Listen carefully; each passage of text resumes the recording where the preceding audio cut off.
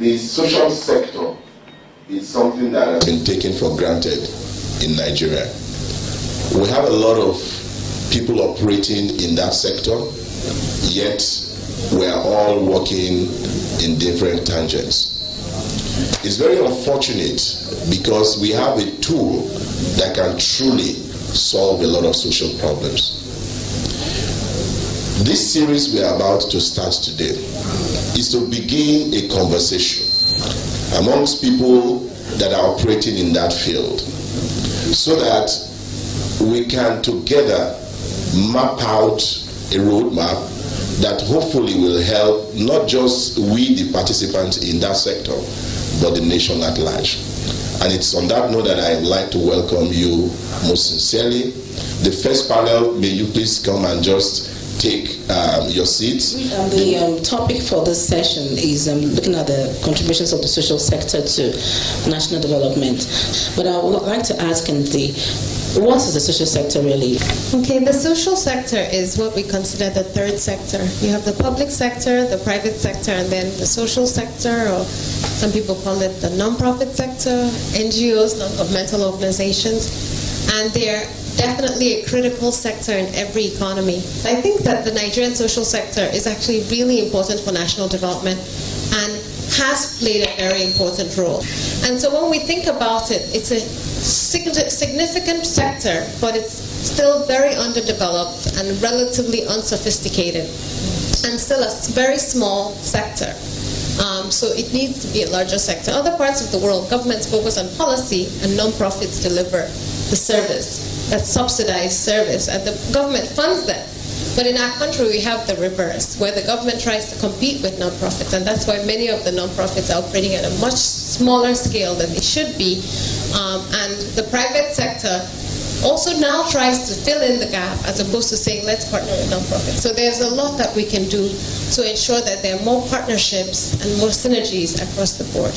Now, the key challenge here is that it's not just foundations that should support, but that the whole network needs to understand that they can't do what the social sector is supposed to do. It's not possible. What can the social sector do better to make sure that this role that everybody has accepted that they're doing can be done in a better way? We need more international NGOs operating in Nigeria that are professional, that are ethical, that have strong systems and structures, and are not tied to individuals. The second thing is that I think we need non-profits that have core competencies. Organizations need to figure out their core competencies and stick to them and grow within that framework. What non-profits need, or the social sector needs, is sustainable sources of funding. And funding is always critical to the social sector, and that's why we need more partnerships from the public, private, and non-profit space. Because if we don't have sustainable sources of funding, you find that many organizations offer what we call projects. They say, well, we have a project this year, and it's not sustained. What we need are programs that will survive the test of time.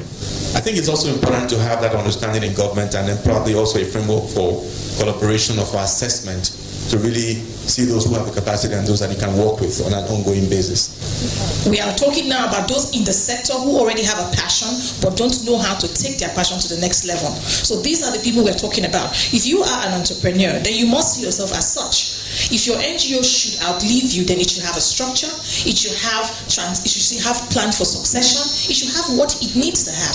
And then you should get the respect of both the public sector and the private sector. I've been engaging with my board to say, listen, we need to think about the successor generation. We need to begin to mentor them, prepare them to take over leadership.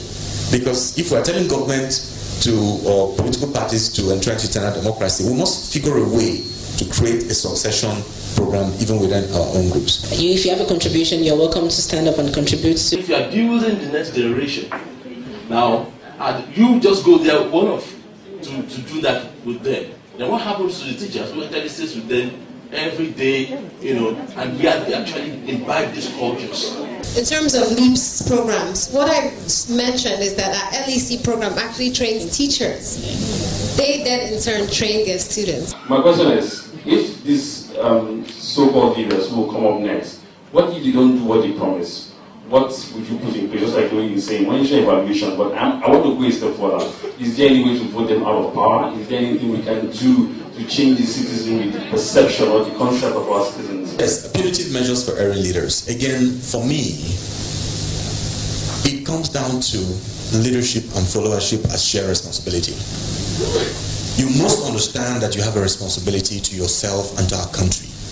And that each time you will sit back and not challenge brigandage or criminality or complete abdication of government responsibility, you are as guilty.